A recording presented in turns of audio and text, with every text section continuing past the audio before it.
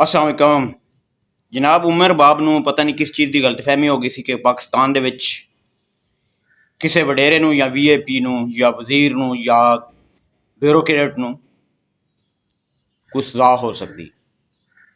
वो सियासी तौर ते एक दूजे नाल कदी कदी कर लेंदे ने गेम, लेकिन इस तरह नहीं हो सकता कि पाकिस्तान दे विच रहिंदे आ जनाब इंज ते पाकिस्तान दी अदालतां दा नंबर जिहड़ा है 140+। ये बड़ी मेहनत करनी पैंदी है, इंज नहीं नंबर मिलता।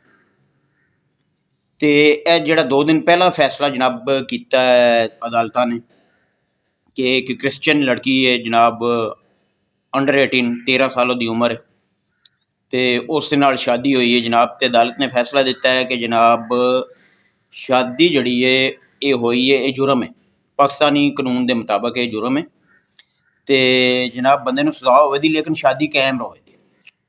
यार इस चीज़ नूं किस तरह जस्टिफाई तुसीं कर सकते हो? एक चीज़ जुर्म है तो वो कायम ही रवेगा।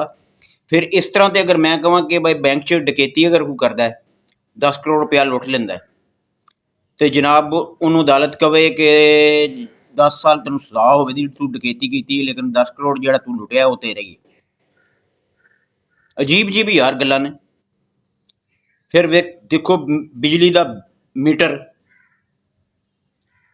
बंदे दी कार अपना, बंदे दी दीवार अपनी, दीवार के उत्ते जिहड़ा मीटर लग्या उन्हें मुल खरीदिया वा अपना कोलों, मीटर के नाल जिहड़ी तार लगी है भी उन्हें अपना कोलों मुल खरीदी।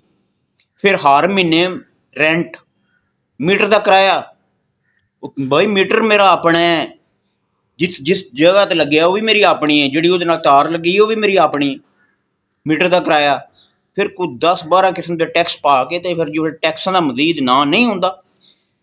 बई हुण ते मुक की गल, मजीद हुण की टैक्स लाइए, फिर अगला फरदर टैक्स।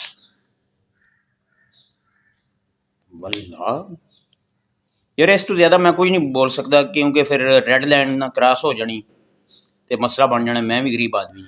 अल्लाह हाफ़िज़।